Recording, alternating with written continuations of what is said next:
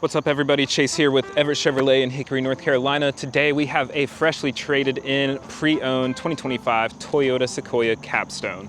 I'm super excited to bring this to you today. We got it before we could even wash it, but I really wanted to take the time and show this off to you.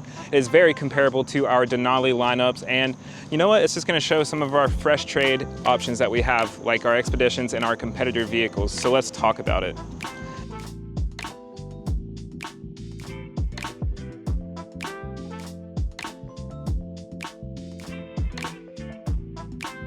Now, if you are someone who is going to miss out on the V8 power, this Toyota Sequoia might not be for you. The only engine option is a twin-turbo V6 hybrid powertrain. Now, don't let that scare you away. It makes 437 horsepower and 583 pound-feet of torque. That is amazing from just a 2 kilowatt hour battery pack that you do not have to plug in. It gets recharged on its own from the V6 twin-turbo motor. That is super powerful. Actually, it kind of growls like a V8, and you really don't know that there's not a V8 under the hood. I was very impressed with how it drove on the way to our filming location. Now, other than that, it makes 20 miles per gallon combined, which isn't as great as you would expect from a hybrid, but much better than a Denali or a Tahoe in our V8's outgoing figures. So there is 8,900 pounds of towing capacity from this hybrid setup right here. It is assisted through an electronically 10-speed controlled transmission. So that is a bunch of technology under the hood and new improvements from Toyota. Now, a lot of people are not happy or missing the V8, but I really can't tell a difference under this right here. Now, around the side, you do have these awesome 22-inch wheels. They are massive and they look fantastic, but what you are missing is gonna be adaptive air ride suspension. You're gonna have very heavy-duty springs to support this vehicle right here, and that's just some of the technology you're gonna miss. But other than that, you're not gonna miss things like your side steps. They pop out, they're very wide, useful, and really it's not that high. You almost don't even need them, because now that I'm standing way up here, I have plenty of height to get in and out of the vehicle. Now, the vehicle size is very comparable to our Tahoe and regular Yukon size lineup. It's only about 3 inches shorter, but it is so maneuverable. I don't know what it is, but pulling in and out of parking spots and into narrow roads and alleyways, this thing feels a lot more maneuverable than your big Denali sized lineup. Now, come around back, I'll show you where you also lack on this vehicle is gonna be cargo capacity. Although it is a 3-row SUV, you miss a ton of cargo space with the third row being up. Now, of course, the third row is powered and you can put those down easily. Looks like the previous owner left us some brand new floor mats, so with only 1,100 miles, there's really not much left on this car. Now, you have just enough space to put a few bags and what have you, a nice little divider, but if you need more, just put these back seats down and you're gonna have plenty of cargo space.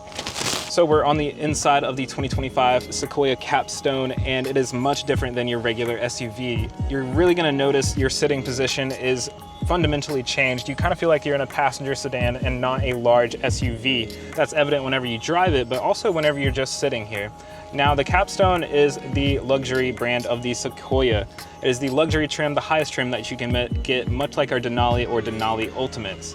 And you can expect things like massaging seats, heated and ventilated front row and second row, which is a nice touch if you ask me. Then of course you're gonna get a semi-aniline leather. It is black leather with a little bit of white, and then of course you get this dark walnut wood grain-like material. Really nice, pretty much other than that, pretty standard. There's actually not a whole lot going around in your center console. It's not as busy as, say, our Denali. That's because your screen is separated up here. It's a little bit smaller, but it is just as responsive. Everything's very easy to get around, and there's not as many options as our Chevy Tahoe and GMC Denali types. But what I like about this Toyota Sequoia is that it drives like a regular car. Driving this feels like I'm in a much smaller SUV than I actually am. It's only 3 inches smaller than the Tahoe, and it's only missing about 10 inches off the wheelbase comparatively. It makes great performance numbers, and it makes great on the luxury feel that you would expect from this price point. So let's check out the back row and let's talk about it more. So we're in the second row, and as you can see, I have a ton of space. And like other second row vehicles, this is actually just a little bit lower, and you'll find the seating position to be just that much more comfortable than you would on your long trips in a other SUV vehicle. Now, what I really like about this is that you have a built-in sunshade. That's not an option on a lot. You can leave that up there. And then you have your tri-zone climate control. But what's really cool is you get both heated and ventilated second row. and that's not normal for most of these vehicles, and I really appreciate that. Beyond that, you're gonna get 2 USBs, a wall outlet, and then awesome cup holders right here in the center. You get cup holders right here, and then you get more cup holders down near your door. So if you are a drink aficionado, you have plenty of space for that. Now beyond that, you have your 3rd row, which I'm gonna try to get in right now. Other than getting in the 3rd row, I can still sit up almost completely straight. Being a 6-foot person, it's actually quite spacious. Other than that, you actually have your built-in sunshade for your 3rd row, which is very convenient. You have 2 cup holders. You have storage right in here, and then you have a charger. You also have the ability to move your 3rd row up or back, whether you want to recline or come back up. So a lot of nice little touches that Toyota has filled out and really thought about the consumer whenever they are driving or riding passenger in this vehicle. Now that we're done with the 3rd row, let's get out. We can pull this little cord right here, smash your 2nd row, and open up your 2nd row door right here. It's pretty easy enough for me to get out. So that about wraps up my review on the 2025 Toyota Sequoia Capstone. If you can't tell already, I really like this vehicle. I really like how practical it is. I like how it's very consumer friendly, so whoever is using it inside of the vehicle can enjoy it at all times, whether you're in the 1st or the 3rd row. There is plenty of thought left to who's going to enjoy this vehicle on the inside. Now, what you might miss out for on cargo capacity, you're gonna make it up for in passenger enjoyment and usage. Of course, like I said earlier, this V6 twin turbo hybrid powertrain puts down all the power, puts down all the torque, and you're really not gonna miss out on the outgoing V8.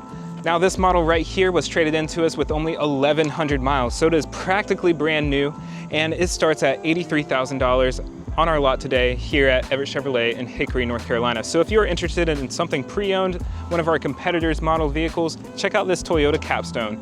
It will not let you down. But if you cannot give up that Denali Prestige and that Denali V8 or the inline 3-liter 6-cylinder diesel, that is an option with the Denali Yukon or the Chevrolet Tahoe. So if you're interested, come down and view all of our inventory. We have the best family SUV selection on the market.